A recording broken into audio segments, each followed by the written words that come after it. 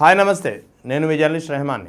ఆంధ్రప్రదేశ్ రాజకీయాల్లో కీలకమైన మార్పులకు మరికొన్ని రోజుల్లో ఒక వేదిక పడనుందంటే ఖచ్చితంగా అలాంటి పరిస్థితి కనిపిస్తుంది. ముఖ్యంగా వైఎస్ఆర్ కాంగ్రెస్ పార్టీ అధినేత వైఎస్ జగన్ కీలకమైన పరిణామాలకు దారితీసే కొత్త నిర్ణయాలు తీసుకొనున్నారు.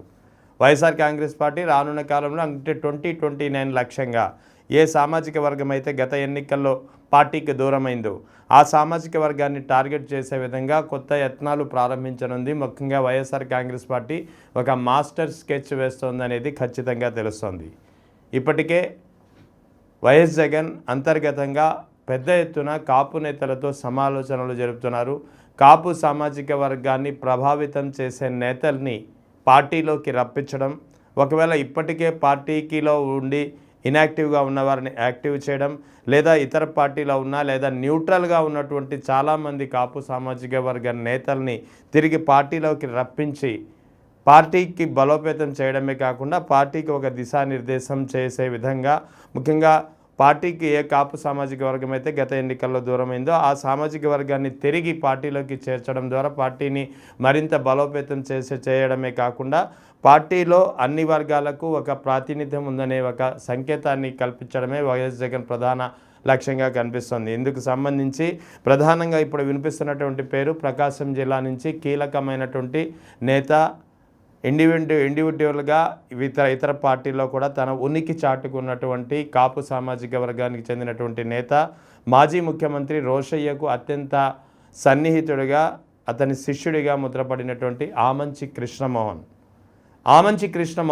ఎందుకంటే ఈ పేరు మరోసారి ఖచ్చితంగా చెప్పాల్సి వస్తుంది. ఎందుకంటే ఆమంచి కృష్ణమోహన్ పేరు ప్రకాశం జిల్లాలో అందరికీ సుపరిచితం.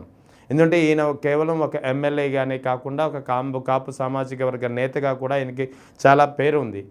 2009లో పొలిటికల్ కెరీర్ను ప్రారంభించినటువంటి ఆమంచి కృష్ణమోహన్ 2009లో కాంగ్రెస్ నుంచి గెలుపొందారు. 2014లో అప్పటి పరిస్థితుల్లో 2009లో కాంగ్రెస్ నుంచి 2014లో మాత్రం ఇండిపెండెంట్గా గెలిచిన పరిస్థితి. ఎందుకంటే 2014లో రాష్ట్ర పునర్విభజన తర్వాత జరిగినటువంటి ఎన్నికలు కావడంతో కాంగ్రెస్ పార్టీ దాదాపుగా కుదేలైన పరిస్థితి. ఈ నేపథ్యంలో 2014లో ఇండిపెండెంట్గా గెలిచిన పరిస్థితి. అంటే చీరాల లాంటి నియోజకవర్గంలో, అంటే చీరాల నియోజకవర్గం అనేది రాజకీయంగా చాలా యాక్టివ్గా ఉండే నియోజకవర్గం. కర్ణం బలరాం వంటి మహామహులు ప్రాతినిధ్యం వహించే నియోజకవర్గం అది.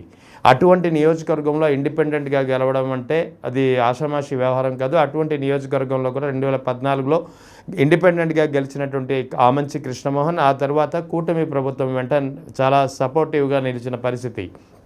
ఇక 2019 ఎన్నికలకు ముందు వైఎస్ఆర్ కాంగ్రెస్ పార్టీ తీర్థం పుచ్చుకున్నారు. వైఎస్ఆర్ కాంగ్రెస్ పార్టీ నుంచి అనూహ్యంగా కర్ణం బలరాం చేతిలో అదే చీరాల నియోజకవర్గం నుంచి ఆయన ఓటమి పాలైన పరిస్థితి.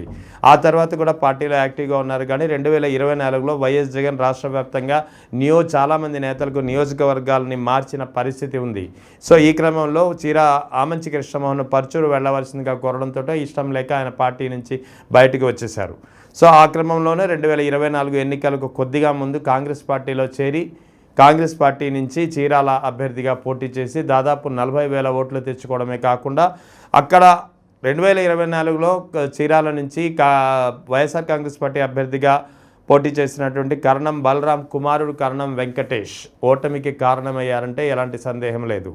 సో ఓవరాల్గా ఇక్కడ ఇదంతా ఎందుకు చెప్పొచ్చారంటే ఆమంచి కృష్ణమోహన్ ఒక బలమైన నేతగా చీరాల అందరికీ తెలుసు. అంతేకాకుండా చుట్టుపక్కల కాపు సామాజిక వర్గాల్లో కూడా, అంటే ఇటు కృష్ణా గుంటూరు జిల్లాల వరకు కొందరి అంబటి రాంబాబు కానీ మరికొందరి పేర్ని నాని వంటి కాపు సామాజిక వర్గాలకు చెందినటువంటి రాజకీయ ప్రముఖుల పేర్లు వైఎస్ఆర్ కాంగ్రెస్ పార్టీలో వినిపిస్తుంటాయి. అటు ఉత్తరాంధ్ర వైపు తీసుకుంటే తోట త్రిమూర్తులు కానీ జక్కంపూడి రాజా కానీ ఇలా మరికొందరి పేర్లు వినిపిస్తుంటాయి.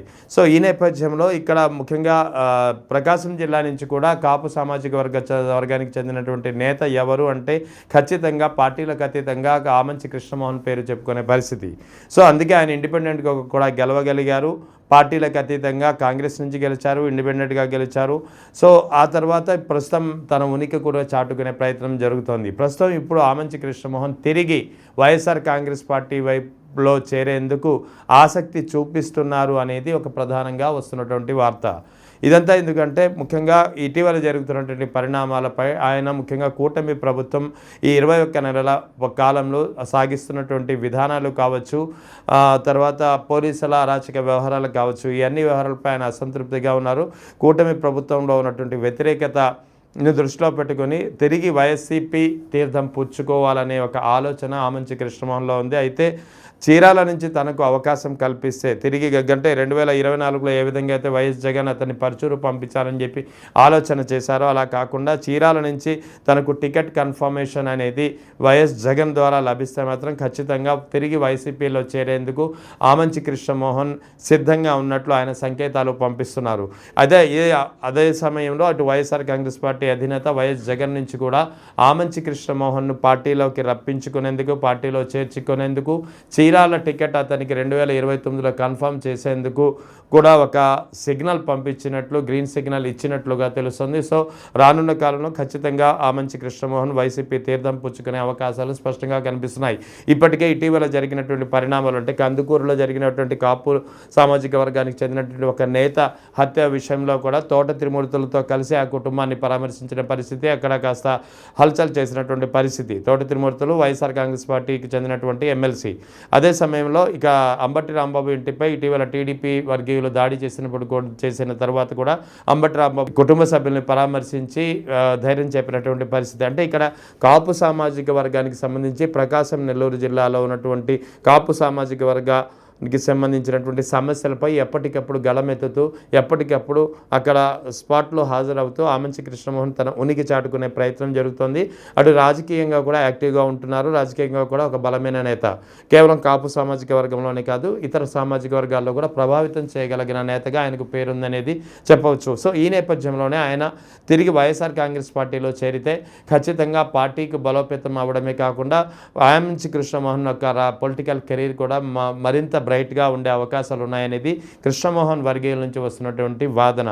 సో అందుకే కృష్ణమోహన్ అనుచరులు కానీ, కృష్ణమోహన్ ఫాలోవర్స్ కానీ తిరిగి వైఎస్ఆర్ కాంగ్రెస్ పార్టీలో చేరాలని ఒత్తిడి తీసుకొస్తున్నట్టు తెలుస్తుంది. అటు ఆమంచి కృష్ణమోహన్ కూడా ఈ దిశగానే ప్రయత్నాలు చేస్తున్నారు. వైఎస్ జగన్ నుంచి ఇప్పటికే ఆమంచి కృష్ణమోహన్ చేర్చుకునేందుకే కాకుండా రానున్న ఎన్నికల్లో చీరాల టికెట్ కన్ఫర్మ్ చేసే విధంగా గ్రీన్ సిగ్నల్ ఇచ్చినట్టు సమాచారం అందుతుంది. ఒకవేళ ఇవన్నీ పరిణామాలన్నీ సానుకూలంగా కలిసి వస్తే మాత్రం ఖచ్చితంగా ఆమంచి కృష్ణమోహన్ త్వరలోనే తిరిగి వైఎస్ఆర్ కాంగ్రెస్ పార్టీ తీర్థం పుచ్చుకోనున్నారు. ఇటు ముఖ్యంగా ఈ వ్యవహారం అంతా ఇటీవల జరుగుతున్నటువంటి పరిణామాల నేపథ్యంలో జరుగుతోంది. కాపు సామాజిక వర్గాన్ని టార్గెట్ చేయాల్సిన అవసరం ఉందనేది వైసీపీ శ్రేణుల్లో వినిపిస్తున్నటువంటి వాదన. ఎందుకంటే జనసేనాని పవన్ కళ్యాణ్ కాపు సామాజిక వర్గానికి చెందినటువంటి నేతలు తమ ఒక నేతగా చూసుకున్నటువంటి పరిస్థితి.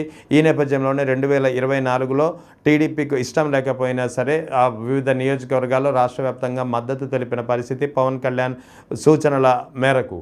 కానీ పవన్ కళ్యాణ్ ఇప్పుడు తన సొంత ఎజెండా మేరకు నడుచుకుంటున్నారు. మరో 15 ఏళ్ళు తమకిష్టం లేకపోయినా సరే చంద్రబాబునే ముఖ్యమంత్రిగా కోరుకుంటున్నారనేది జన సైనికుల్లో కలుగుతున్నటువంటి ఒక ఆలోచన, ఒక పునఃసమీక్ష. సో ఈ నేపథ్యంలోనే జన సైనికుల్లో ముఖ్యంగా కాపు సామాజిక వర్గంలో ఒక అసంతృప్తి, అలజడి రేగుతోంది. తమ నేత, తమ నమ్మకం పెట్టుకున్నటువంటి నేత ఈ విధంగా ఎలా వ్యవహరిస్తున్నారనేది. సో ఈ క్రమంలో ఈ అన్ని పరిణామాలు దృష్టిలో పెట్టుకొని కాపులో ఉన్నటువంటి అసంతృప్తి కానీ, అలజడిని కానీ, వ్యతిరేకతని కానీ తిరిగి ఒక తాటిపై తీసుకొచ్చే క్రమంలో భాగంగా కాపు నేతలు ప్రభావితం చేయగలిగినటువంటి కాపు నేతలపై ఫోకస్ పెట్టాల్సిన అవసరం ఉందనేది వైఎస్ఆర్ కాంగ్రెస్ పార్టీ గ్రహిస్తోంది. ఈ నేపథ్యంలోనే ఆమంచి కృష్ణమోహన్ వంటి నేతల్ని ఒకవేళ రావడానికి సిద్ధంగా ఉంటే ఖచ్చితంగా పార్టీలో చేర్చుకునేందుకు గ్రీన్ సిగ్నల్ పంపించే వాతావరణం కనిపిస్తుంది. ఇప్పుడు ఇవాళ ఆమంచి కృష్ణమోహన్ రేపు మరికొంతమంది కాపు నేతలను కూడా వైసీపీ వైపు చూస్తున్నారనేది ఖచ్చితంగా తెలుస్తున్నటువంటి సమాచారం.